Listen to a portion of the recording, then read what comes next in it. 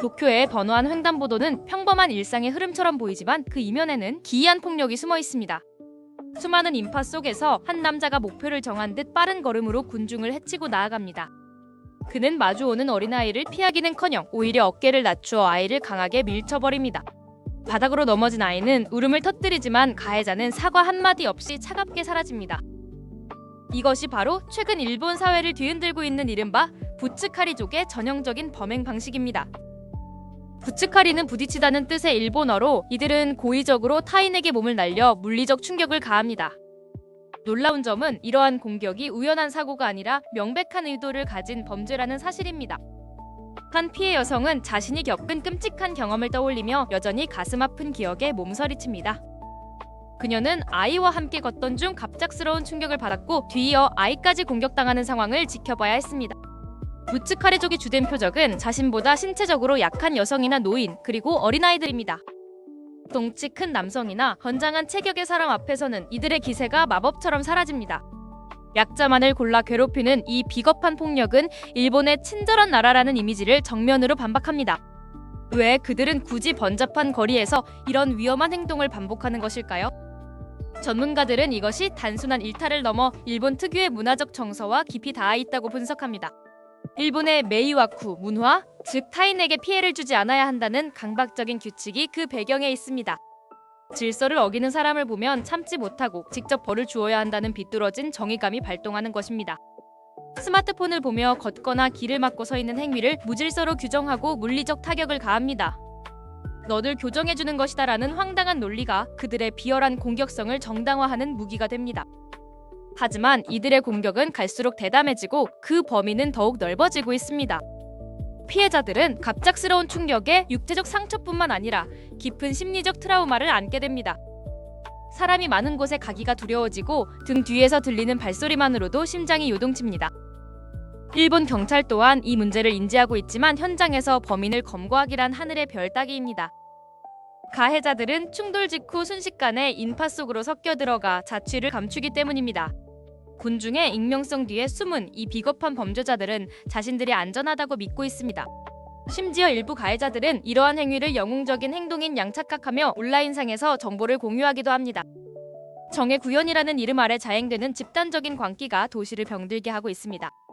피해 사실을 알리려 해도 주변의 싸늘한 시선 때문에 입을 닫는 경우도 허다합니다. 소란을 피우는 것 자체가 타인에게 신뢰가 된다는 분위기가 피해자의 목소리를 억누릅니다. 이 침묵의 악순환 속에서 부츠카리족의 어깨는 더욱 당당하게 약자들을 향해 뻗어나갑니다.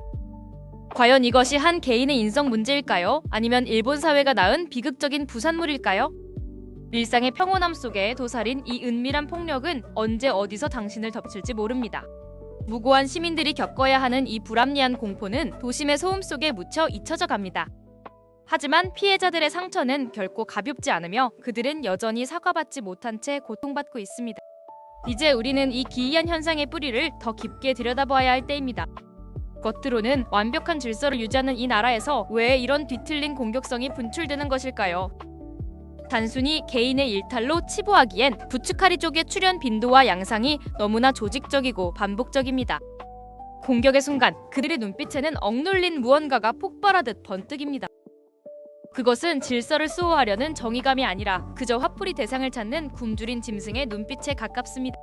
우리는 이제 이 어깨빵 뒤에 숨겨진 일본 사회의 진짜 얼굴을 마주해야 합니다.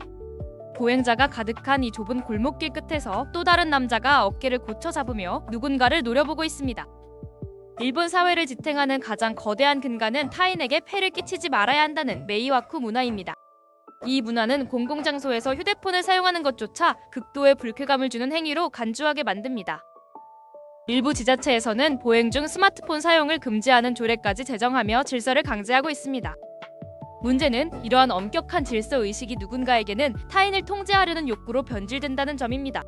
이들은 말로 항의하여 갈등을 빚는 대신 직접적인 신체 접촉이라는 은밀하고 폭력적인 수단을 선택합니다. 너는 지금 질서를 어기고 있으니 내가 바로잡아주겠다는 비뚤어진 정의감이 그들의 행동을 정당화합니다.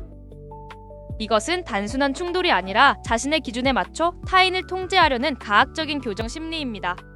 일상 속에서 끊임없이 남의 눈치를 보며 쌓인 스트레스가 엉뚱한 방향으로 폭발하는 것이기도 합니다.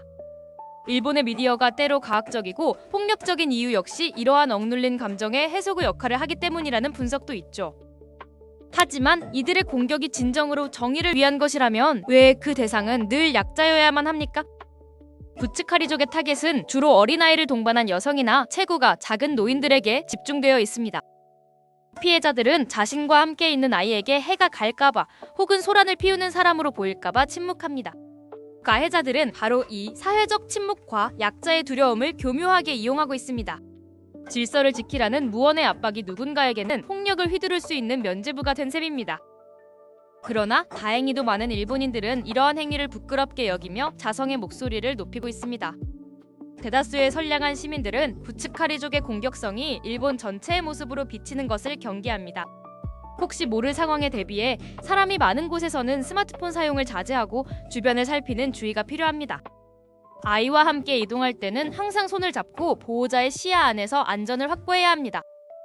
군중 속의 익명성에 숨은 폭력은 결국 그 사회가 가진 가장 아픈 단면을 드러낼 뿐입니다.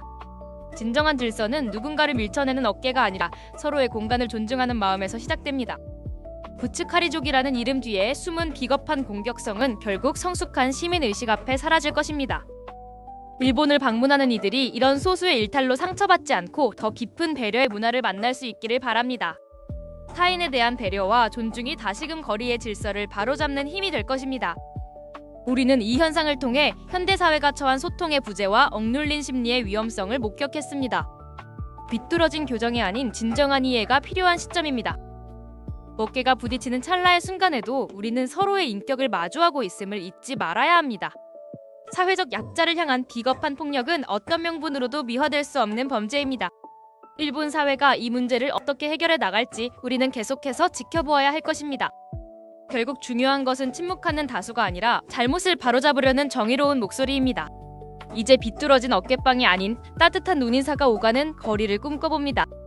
누군가의 하루를 망치는 물리적 충돌보다는 작은 양보가 더 큰 가치를 지닙니다. 부츠카리족 현상은 우리에게 질서와 억압 사이의 아슬아슬한 경계선을 일깨워 주었습니다. 진정한 평화는 규칙의 강제가 아니라 타인에 대한 공감에서 비롯됩니다. 일본의 거리에서 일어나는 이 작은 전쟁은 우리 모두에게 질문을 던집니다. 당신은 타인을 당신의 기준에 맞추려 합니까? 아니면 그들의 공간을 인정합니까? 이 기록이 더 나은 사회를 향한 작은 걸음이 되기를 희망합니다. 모든 이들이 안전하게 걸을 수 있는 내일을 기다립니다. 일본의 어깨빵 논란에 대한 분석을 마칩니다. 영상이 유익했다면 더 깊은 생각들을 나누어주세요. 시청해주셔서 감사합니다.